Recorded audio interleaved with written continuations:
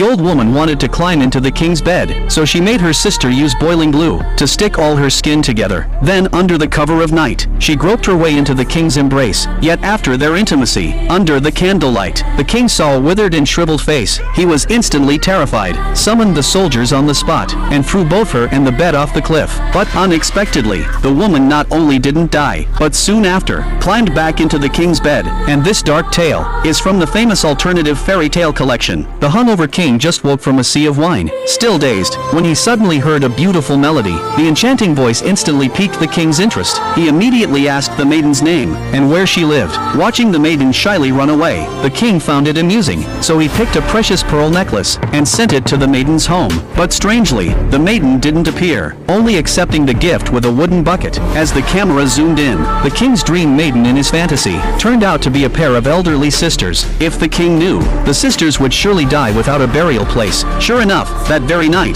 the king eagerly arrived. Hearing the urgent and angry knocking, the younger sister was scared and wanted to confess, but the older sister covered her mouth, cleared her throat, and pretended to be the maiden. I'm just a poor girl. I don't deserve the honor you bestow on me.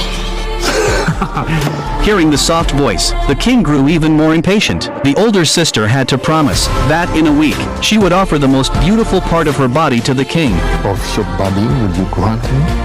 A finger, Your Majesty? Imagining the slender finger, the king agreed at once, but the younger sister was stunned. Their hands were already wrinkled and gnarled, even covered in chilblains. Yet the older sister had a plan. She boiled a pot of collagen, coated her fingers evenly, then tightly wrapped them in cloth. All she needed was to wait 7 days, and she'd have a perfect finger. But on the 7th day, when she confidently unwrapped the cloth, her fingers were still dry and wrinkled. The older sister burst into tears. The younger sister rushed to comfort her. Yet the 7-day promise was due. The king's knocking echoed at the door, with no way out. The older sister pushed the younger sister's finger through the keyhole. To her surprise, the king couldn't get enough. It turned out the younger sister's childhood habit was sucking her fingers, which made them appear tender like a maiden's. Combined with the king's delusion, it solidified the illusion of a beautiful maiden. Be welcomed into your bed, in the darkness of the night, without any candles, for my heart could not withstand.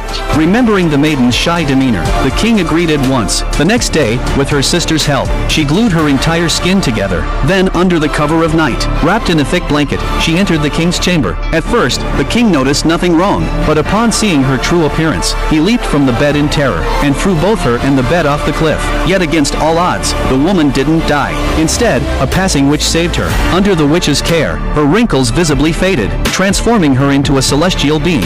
And just then, the king happened to be hunting in the forest, setting the stage for another perfect encounter.